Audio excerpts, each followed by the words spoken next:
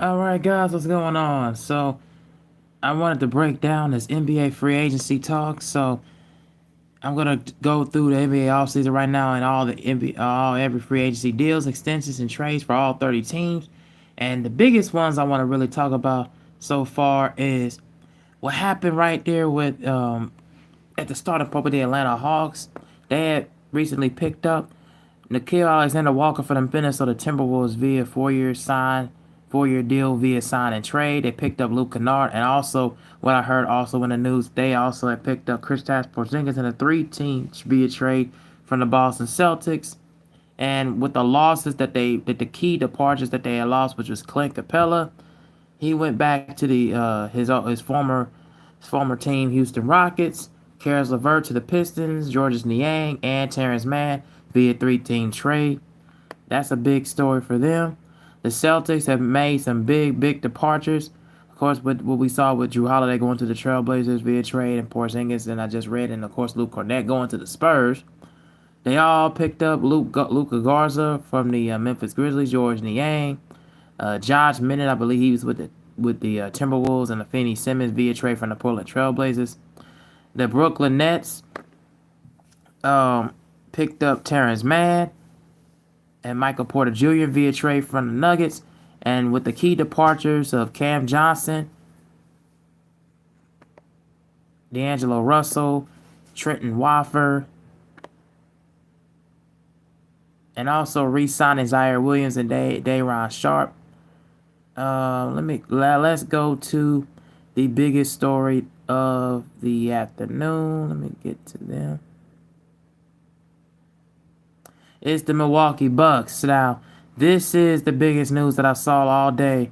So, what happened is they re-signed all their starters. They re-signed Kevin Porter Jr., Bobby Portis, Taurean Prince, Jericho Sims, and Gary Trent Jr. all to 2 3-year deals. Mainly Bobby Portis signed a 3-year extension, but everybody else, the role players that they mainly wanted to keep all signed to a two-year deal. They also made some big key additions. Mainly the biggest key was they waived off the contract from Damian Lillard, which was 5 years, $113 million, in order to him to waive off his contract in order for them to pick up Miles Turner from the Indiana Pacers and sign to a 4-year deal, $107 million contract. That was a huge, big signing, knowing they had to pick up a center and knowing that they need a center because they lost Brook Lopez to the LA Clippers. They, of course, we already know about what I just saw with the wave of Dame Lillard, and also they also lost Pat Connaughton via trade through the Charlotte Hornets. About to call them New Orleans Hornets, but yeah, the Charlotte Hornets. The Minnesota Timberwolves, they re-signed Joe Ingles, Julius Randle, and Naz Reid. And also, the Denver Nuggets also had a big off season so far, as they made key additions of Bruce Brown coming from the New Orleans Pelicans, Cam Johnson from the Nets, and also Tim Hardaway Jr. agrees to a 1-year contract extension coming from the Detroit Pistons, and Jonas Valanciunas via trade, where he initially played for. Last team he played was the Sacramento Kings. My thoughts about who pretty much won in this offseason, who pretty much had their key factors. Well, initially I was thinking, man, the Houston Rockets had a lot to say in the bread basket, but nah, bro. The Denver Nuggets have made some really key additions, and also the Milwaukee Bucks have made some key additions as well. They're trying to make moves to get into the playoffs to really challenge for the championship, for that NBA Finals, for that crown. They're really trying to challenge it for that throne. And with these kind of moves, I think the Nuggets, to me, have pretty much thrown their hat in the ring, as they made some really pretty good moves and pretty interesting deals. So I think they kind of need to be talked about a little bit more. And also with the championship pedigree, still having Jamal Murray, Nikola Jokic, still having Brown, still having Westbrook, and also still having Aaron Gordon, which is a huge deal in a lot of sense, in a lot of ways. That can pretty much can dispel you that your defense is going to improve tremendously Your scoring ability to get and drive to the basket is going to really improve tremendously. They can move the ball on the floor, have a really good floor spacing. So that was a really big move and a big deal if you're the Denver Nuggets. And I'm happy that they made a move like this. Got rid of Michael Porter Jr. off of that big cap. They would have been like at least 12 to 13 some $1 million over. They would have kept him because really Michael Porter Jr. does not create spacing like that. He pretty much is just another scoring option. That's pretty much what he is, and he wasn't gonna really go anywhere. And the Nuggets, just to me, he just really didn't fit the part overall in the way their offense is predicating and flowing around. And same thing with Dario Saric. They really didn't use him a lot. They didn't really play him a lot of big minutes, so that really couldn't have done them any just due. The team that I will say kind of pretty much won the most was the Houston Rockets, man. They made some big additions as well as re-signing guys Jabari Smith, Fred VanVleet, Jeff Green, Steven Adams, some young guys, young guns, and also veteran savvy players. But they made the biggest move via trade with Kevin Durant with the Suns. They let go of Jalen Green, Dylan Brooks, and a couple of first and second round draft picks for next year's draft.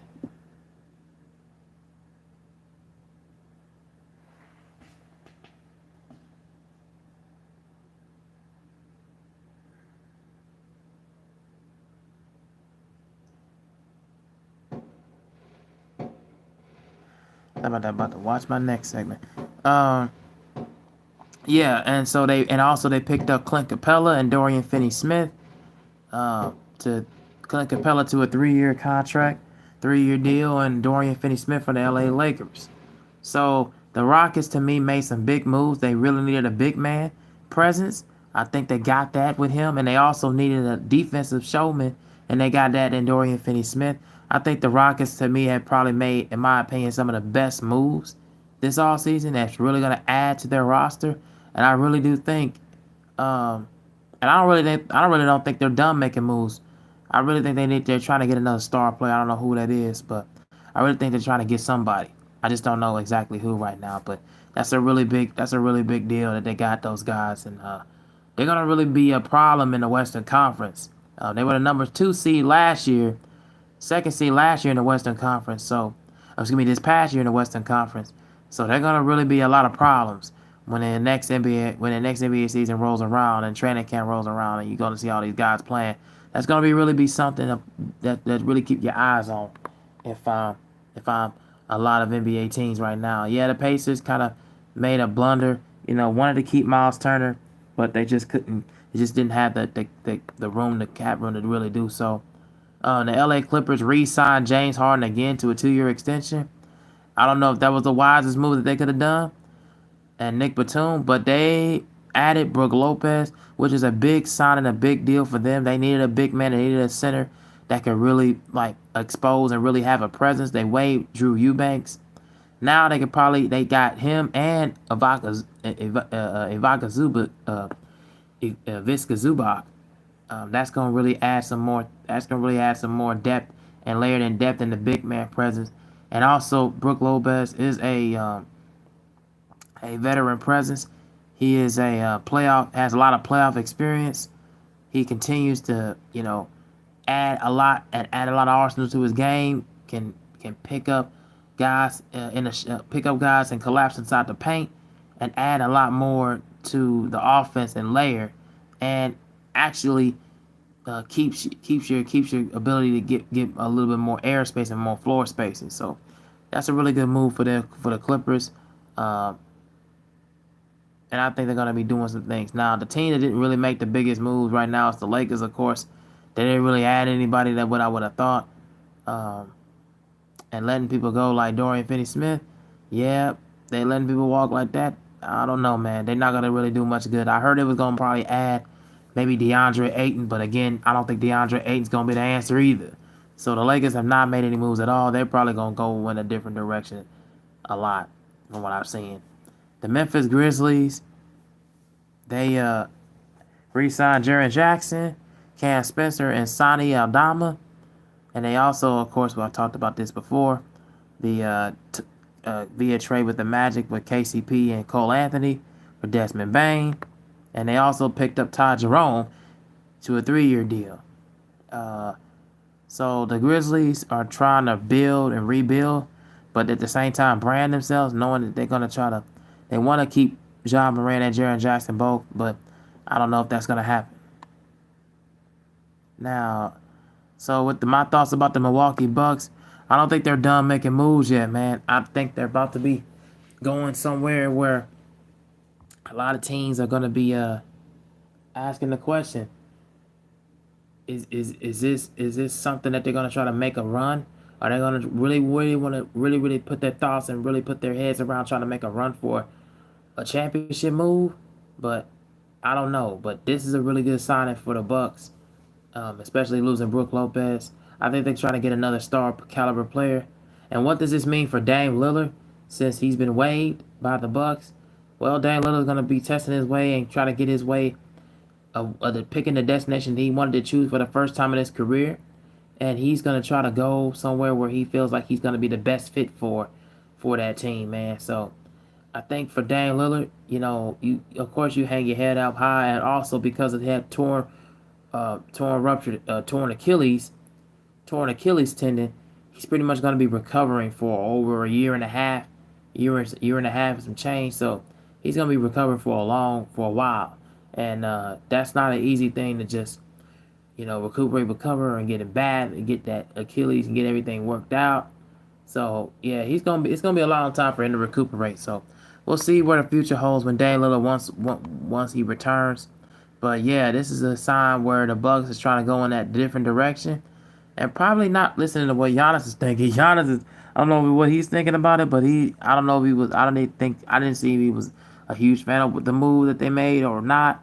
But just to me, that goes to show you that the Bucks is trying to make a whole hell of a run, and they need the pieces and the weapons to do so.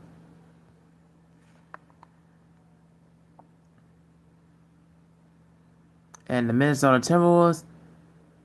Oh, I talked about that. And the New York. Oh, and also the biggest addition before I get to that, Shai Gilgeous-Alexander signing a 4-year extension, $285 million contract.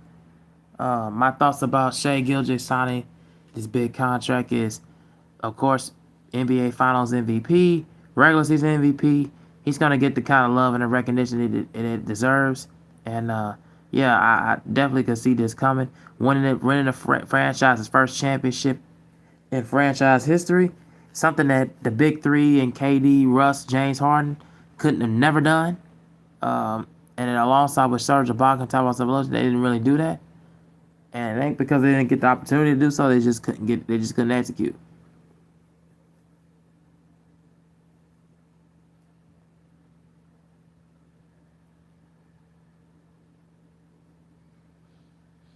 And so that's just the thing.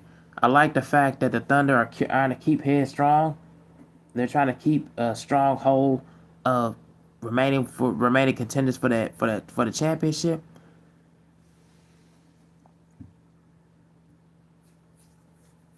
For the Larry O'Brien Trophy, they try to keep heads and keep contained for that championship, knowing that their destiny is still there.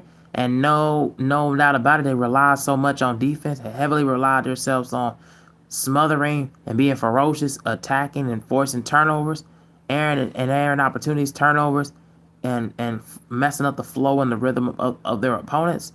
So they're going to continue to try to make moves that's going to help them out. The only thing they let go was Dylan Jones. He didn't really get a lot of big minutes anyways. They also signed A.J. Mitchell and Jalen Williams off the bench from their bench squad. Here their reserve. Excuse me. Their reserves.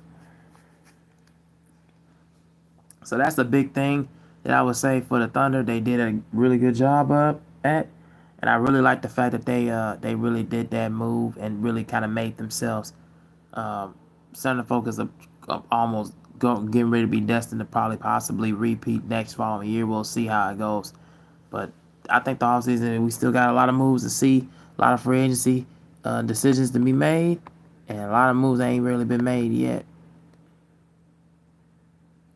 As for maybe not for the bigger market teams, and maybe not for the teams that's going to be in contention.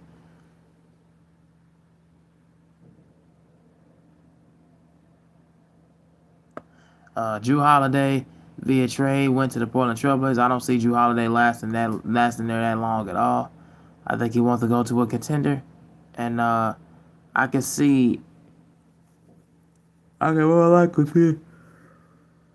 Oh, excuse me, the Milwaukee Bucks.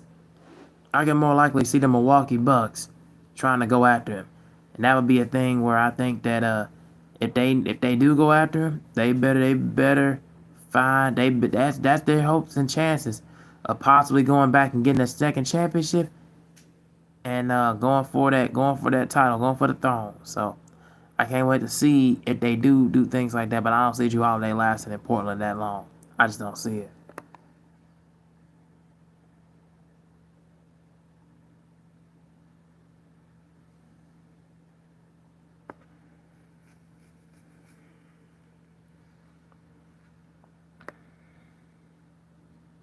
All right, so tell me what you guys' thoughts about this free agency and about the offseason deals and moves that have been made. Tell me what your guys' favorite and why. Let me know down in the comment section.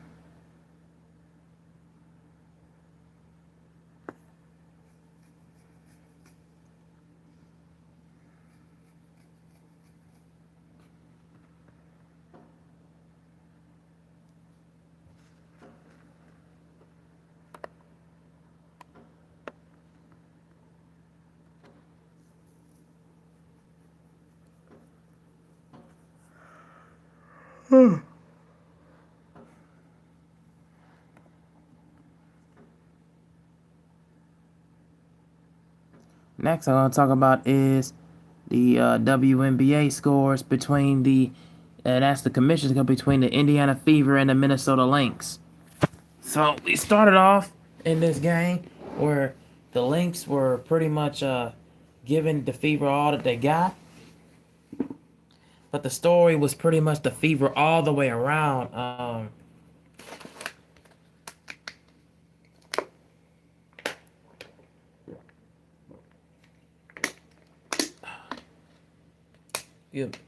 Excuse me. Pretty much the story all around was the Indiana Fever pretty much outscored the Lynx in the second, third, and fourth quarter, mainly the second quarter. And it was just their ball movement all the way around.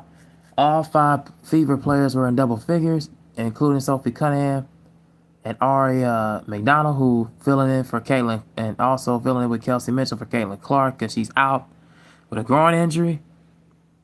All 5 Fever players, all 5 women's Fever players were in double figures. Natasha Howard had a really good game. She was in double figures and had a double, 16 and 12. And same with Aaliyah Boston with 12 and 11.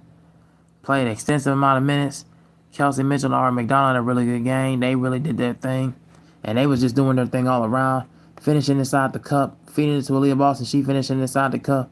The Fever just pretty much had their way throughout this entire game. And the Minnesota Lynx tried to do a lot of zone defense, zone coverage, and it just didn't work. They just couldn't find a way to get stops. They couldn't find a way for them to miss timely buckets. For the Lynx, only 3 players was in double figures. Lana Smith, McPhee, Collier, and Courtney Williams. Everybody else was in single digits and did not have a good game whatsoever. Bridget Carlton just was playing horrible. Kayla McBride was horrible. Jessica Shepard did not play that great. And everybody else was pretty much a no-show. Those kind of games you cannot let slip away via the Minnesota Lynx. But the Fever have shown me resilience, and they've shown me a core of a team that still is willing to compete at the highest level with rookie star or second year stars and veteran presence and star caliber players. Although they lost DeWanna Bonner, she wanted to go back to where she started from, so they didn't really have necessarily all the veteran presence. But what the Fever did to me was defensively they was able to get key stops, and they was able to round and run and get in transition a lot, and they really kind of just pushed them a bit further and executed so well. And they also just had to find a way to just continue to just make winning plays, make winning basketball plays.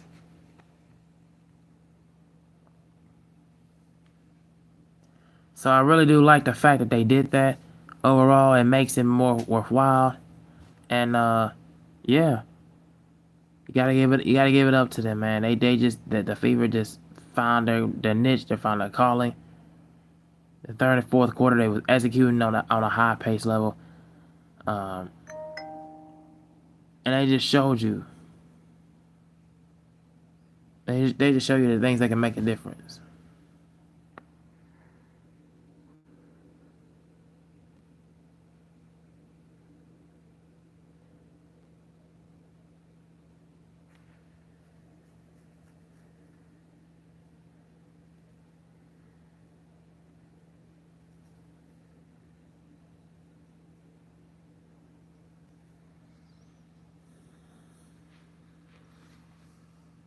All right, so tell me what you guys' thoughts about the Fever and the Minnesota Lynx.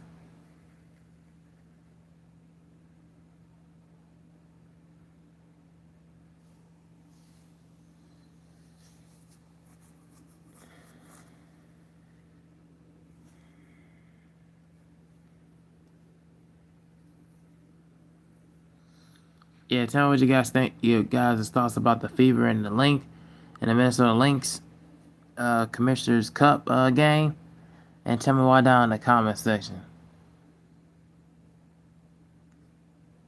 And also, you can tell me in the live chat as well. And so, the last story I'm going to talk about and cover before I'm out of here is I want to talk about this. I want to talk about this. First Take has been on for a long period of time since the mid to late 2000s. But one occurrence that has still remained intact for the longest is Molly Qerim. Now, you guys know my thoughts about Molly Qerim. I made videos not necessarily about just her and what's going on with her, but yeah, you guys know my thoughts. I'm very expressive and unapologetic. So congratulations for pouring in for Molly Qerim on Sunday. Congratulations on pouring for Molly Qerim. At 41, she has been the main host First Take since 2015. The Daily Sports Debate Show has rotated through a number of notable figures that at the time, but Qerim and Stephen A. remain. It's very much Stephen A. Smith's show at this point, as he pushed out old ESPN co-workers, but Qerim is a highly important figure too. University of Connecticut graduate recently celebrated an important day. It's been 10 years since the hosting of the First Take show in full-time role. Congratulations on pouring in her for her anniversary. Qerim celebrated her First Take anniversary on social media on Sunday, June the 29th. And another ESPN SGN in the books. Thank you. Thank y'all for watching for us 10 years and counting. Time to work on my tan lines, shut my brain off, and be with the fam. See you in a few weeks. Grateful as always. MQ, she wrote. And of course, going 10 straight years with the same job in sports media is no easy feat. It's a cool accomplishment to say the least. So amazing me as a sports fan. I love seeing you on set doing your thing. Keep up the good work, beautiful, one fan wrote. And of course, a lot of fans have pretty much been praising her and everything, giving her flowers as just due. Being on the main host and moderator on the debate show for as long as she was. Because I remember watching her and Skip Bayless and Stephen A. before Skip Bayless did this and kind of just walked away from it. Then Max Kellerman came into the picture, and Max Kellerman and Stephen A. had differentiates of opinions, and Molly was able to be cool and level and manage them for a while, for so long, and she goes into pretty much a lot of detail explaining. But yeah, it goes into a lot trying to deal with those two guys who mainly become, well, at least Stephen A's game mainly become a basket case and a headache.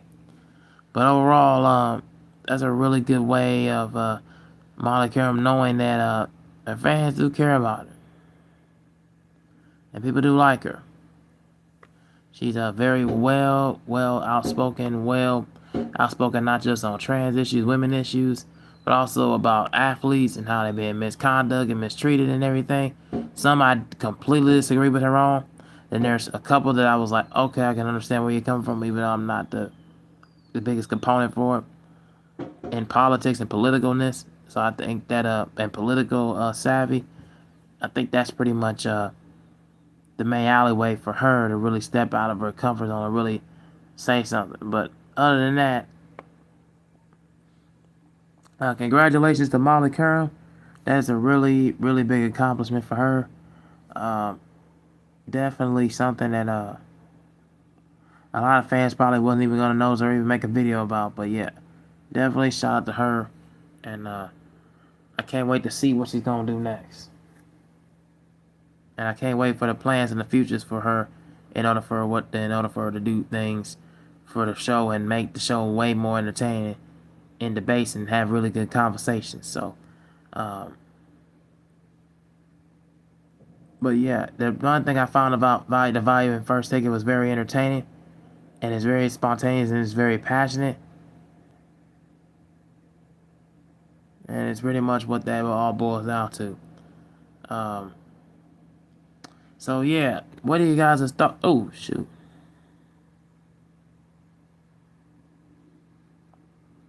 Sorry about that. I made a mistake. Wasn't trying to point. Made a mistake with my fingers. Anyway, getting back to the point. Tell me what you guys' thoughts about Molly Qerim celebrating her 10-year anniversary on ESPN's First Take, and since 2015. And tell me what you guys' thoughts about this topic, and what you guys thoughts about the latest topics about the NBA free agency, and of course the commissioners WNBA commissioners cup, or yeah, between the Fever and the Minnesota Lynx. And all these things will be, I'll probably link some of these topics and everything in the description box below. But yeah, thank you guys for watching. Like, share, and subscribe.